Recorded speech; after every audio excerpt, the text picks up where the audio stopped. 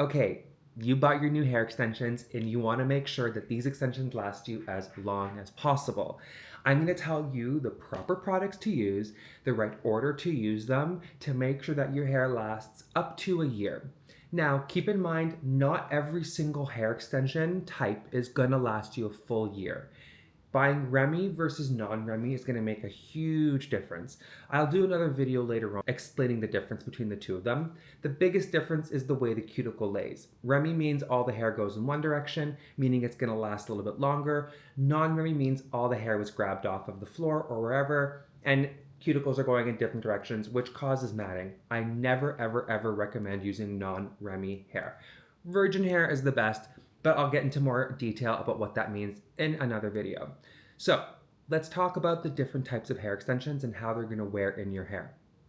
Something like a weft that's done on either an old school braid that's sewn on or on the little copper beads.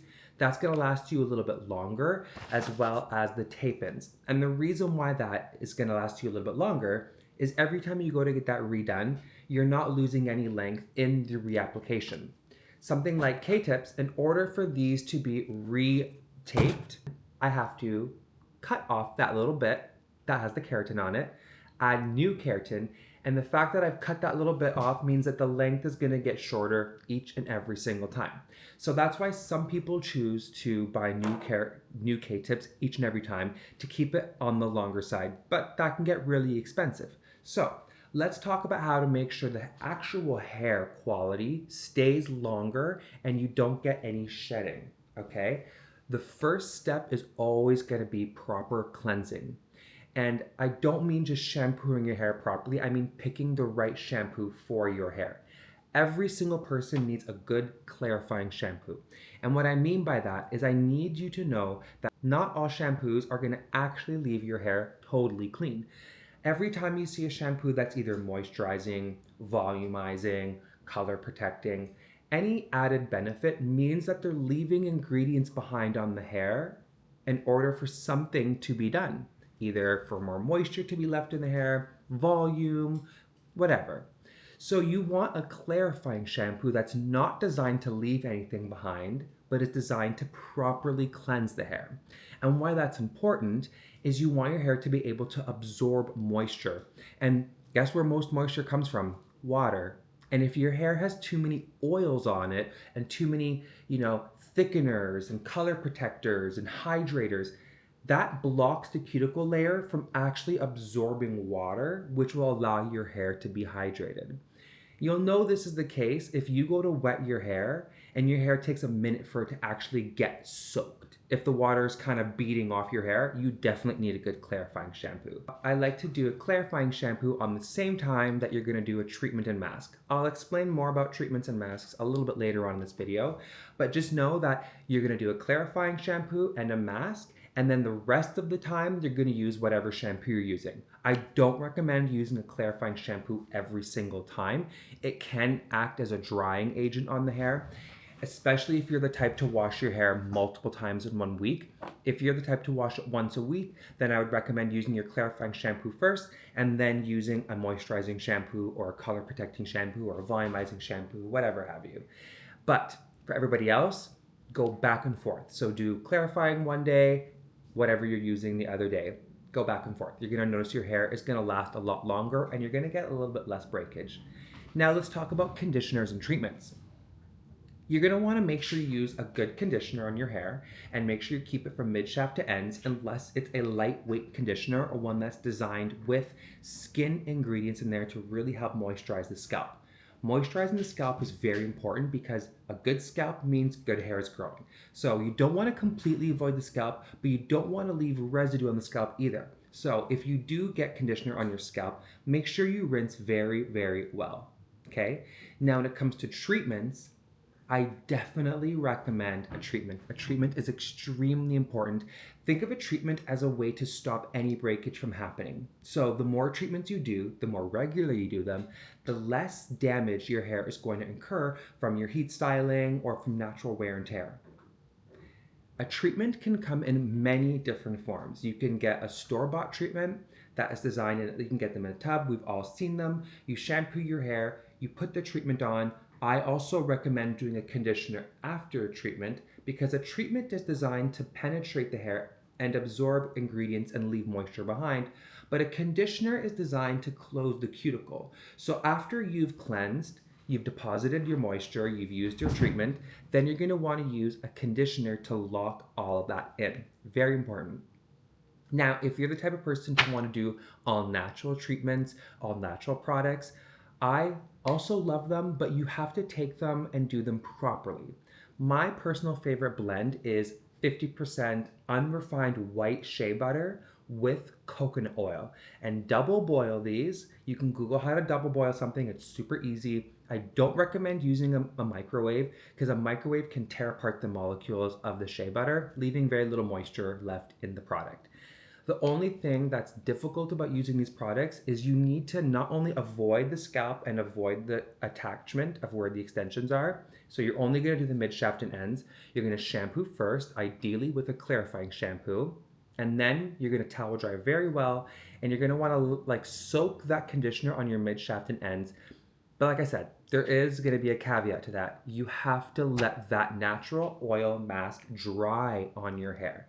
And what I mean by that is don't blow dry it on the hair. I mean apply it onto wet hair and let your hair completely air dry with that natural oil mask on your hair. If you don't let that natural oil mask completely dry on your hair, and sometimes that can take a full day, sometimes a day and a half, depending on how thick your hair is and how much product you use. If you don't let it dry and you go to wash your hair and your hair doesn't suds up right away, you know you didn't leave it on long enough. You want to make sure that that is completely bone dry on the hair.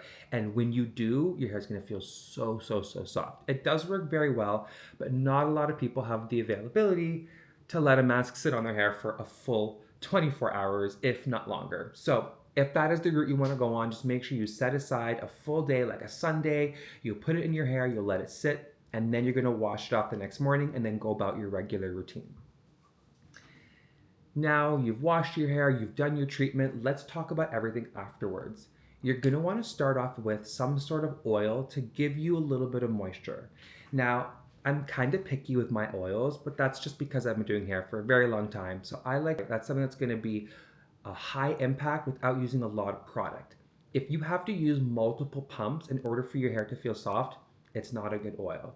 A really, really good quality oil should really only take a few drops, if not one or two, and saturate that through your mids and ends, and your hair should feel moisturized. Now, you're gonna play around with what oil works for you.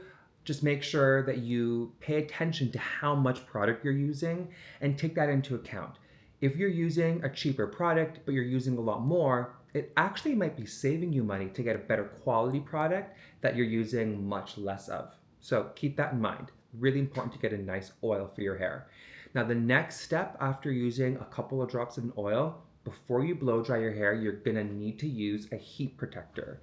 Now, heat protectors come in multiple different forms. Sometimes your oil can have heat protection, or you have to use another product on top of that oil to add heat protection. Make sure you find one that gives you up to 400 to 450 degrees of heat protection. That can come in a serum, that can come in a cream. If you're gonna get an aerosol leave-in or an aerosol heat protector, use that after you blow dry your hair, but still get a wet heat protector to put in before you blow dry. Now, after you've put in your heat protector, if you're going to be using a hot tool afterwards, definitely get an aerosol version of a heat protector, because once you've used the blow dryer, the heat protection from your leave-in conditioner is already absorbed and it's already used up. You're not going to get the same heat protection once you go in with a flat iron or a curling iron. So you're going to want to add more heat protection on top of that. Definitely go in with something that's going to be a spray version. If you go in with your wet heat protector and you put an iron on top of that, you're actually cooking the hair because the hair hasn't been dried. Now, that's also the same for oils. If you use, let's say, a coconut oil or a shea butter or castor oil, and you think that you're going to use that as a leave-in conditioner, don't use that before a hot tool. Actually, I don't usually like to use those on the hair as an oil. Sometimes I find they can really weigh the hair down and you're not getting the benefit that you actually think you're getting from those oils because they need a lot of time to be absorbed in the hair.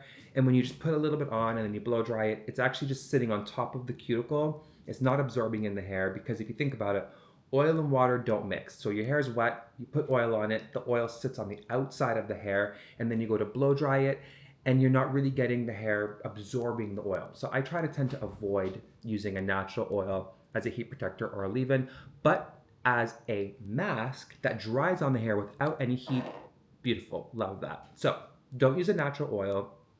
Also, think about what happens when you put your food in hot oil. It cooks the food. So what do you think's happening on your hair when you go in with a hot tool or a blow dryer on the oil? The oil is going to act as a heat conducer. So it's going to actually heat up the hair and slightly cook your hair a little bit. Terrible idea. So definitely avoid that, okay?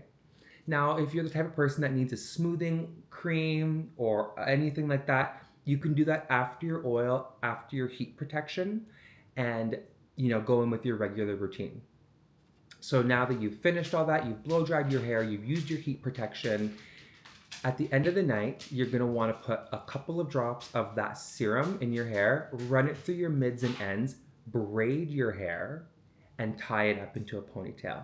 Or wrap it around the base so that you don't have to worry about it rubbing around when you're sleeping. I also recommend using a bonnet or a silk pillowcase. It makes a really big difference in reducing the amount of breakage that's in your hair because when you sleep, you move around, you also tend to sweat. So what's going to happen when you move your head around, it's going to cause friction on your hair and it's going to not only ruin the style that you put so much energy and effort into, but it's going to cause more breakage. So I definitely recommend that you use a bonnet or a silk pillowcase after you've tied your hair up and done like a little braid or something to make sure your hair isn't rubbing on the back of your neck or rubbing on your pillow while you sleep. Now I've showed you how to cleanse your hair, treat your hair, style your hair, and that combination done regularly will make sure that your hair and your extensions stay in the best possible quality. And ideally, you should be able to keep your hair for about a year. I have some clients that can let their extensions last for a year and a half. That's very rare, but it does happen, and it only happens with proper maintenance and great products used every single time.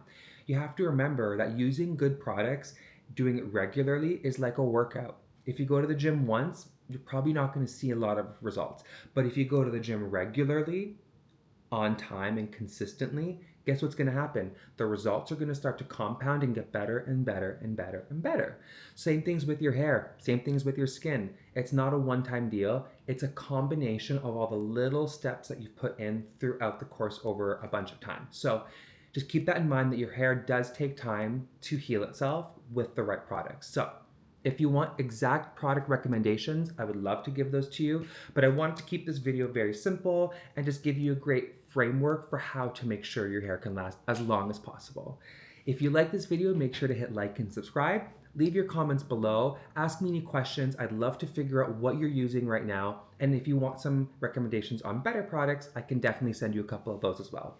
Have a great day. Bye.